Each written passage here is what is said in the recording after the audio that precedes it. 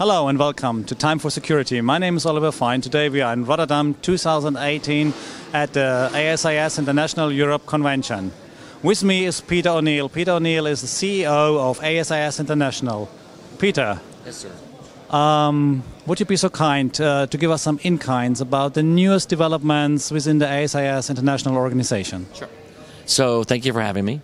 For the past 2 years, as we've talked with you and so many others across Europe, ASIS is in the midst of managing some pretty significant change. Everything from how we manage our staff headquarters to how we structure chapters and councils globally.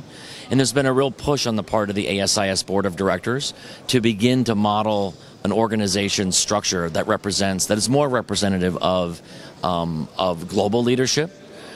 Even though for years we've had non-Americans, if you will, non-North Americans on our board, it hasn't always been apparent to others how international we are. So you've got a board of directors now and a staff team that is very committed to diversity and inclusion and all the things that means. And in this particular case, from a global governance perspective, that means that we're looking very hard and we'll have likely have a result by January 2019 of what a new global governance structure will look like, taking into account the differences that happen in each region of the world by virtue of culture and other things, but stressing the commonalities that make us one big global community of security practitioners. And how does a modern governance structure capture that? So you'll see a lot of work around that. The ASIS board is also doing a lot of work around a new membership structure, which will in particular help security practitioners in developing nations have access to the same knowledge and information that those of you practitioners have in the developed world at a reduced rate. So you'll soon see that come out, I would say, in the next few months. We're also working very hard to on what we call career pathing project, where we are going to develop and be able to demonstrate to people at various parts of their career what are the things they should be looking at to make sure their career enhances as they go forward, and what opportunities we have as an organization to support them in that endeavor. And then lastly, because I could talk about this forever and ever, we're working very hard at launching a brand new global community online, and that launched about 6 weeks ago, and already we're at 300% more user usage than the vendor partner that we are working with has ever seen.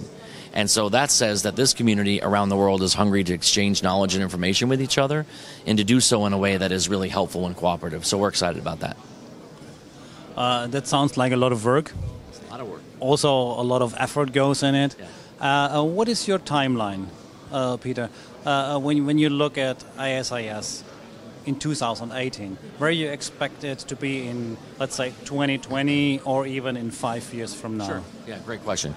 So easily by 2020, we will have implemented a new membership model. Whatever the model ultimately looks like, whatever the dues structure ultimately looks like, ultimately we will have implemented that easily by 2020. In fact, we expect by 2019, for the 2019 renewal season at the end of 2018.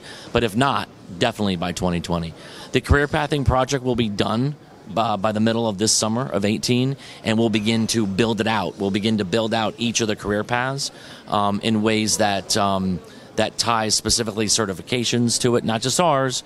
If there's a certification and a career path that the profession believes is important, it doesn't have to be an ASIS certification. It could potentially be somebody else's. You'll see us begin to cross-promote those types of things.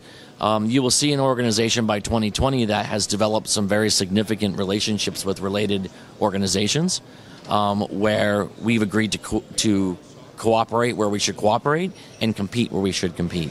But there are some areas that we simply don't want to reinvent the proverbial wheel. And so in those types of situations, you'll see us develop some very significant relationships. I think by 2020, you will see some sort of regional leadership structures.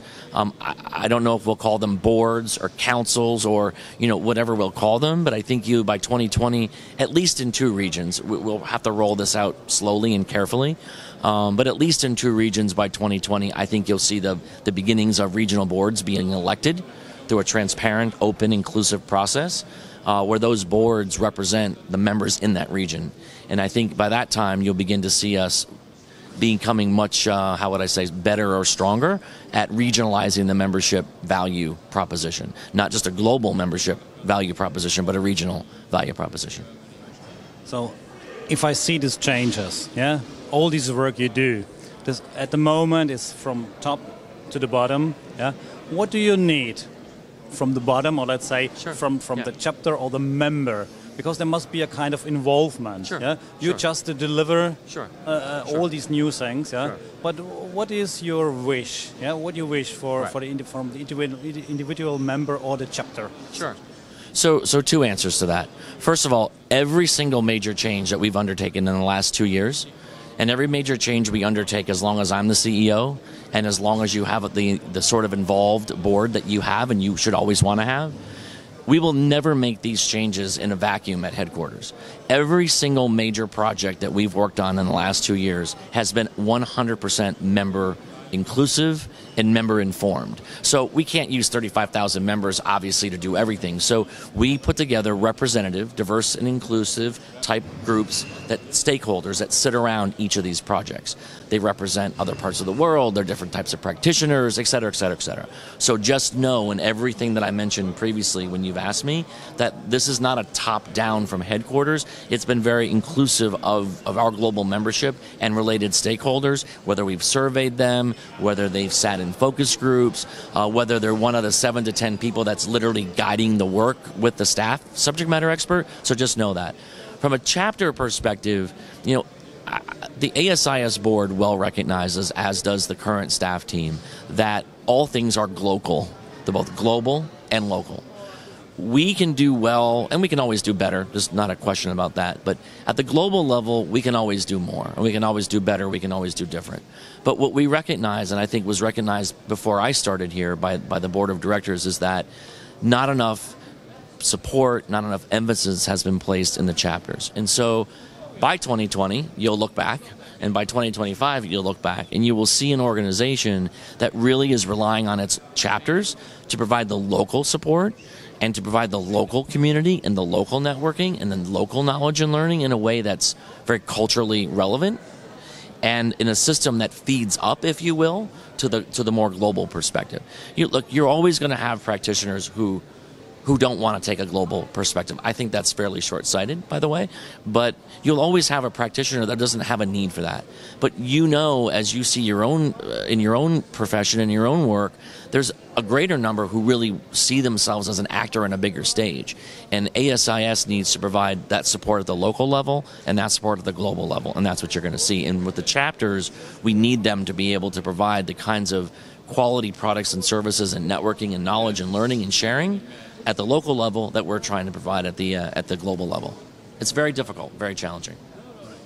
Peter, thank you very much for your time. Thank you very much for being with us, and thank you very much for these revealing insights. You're welcome. Thank you. This was Time for Security. Stay with us.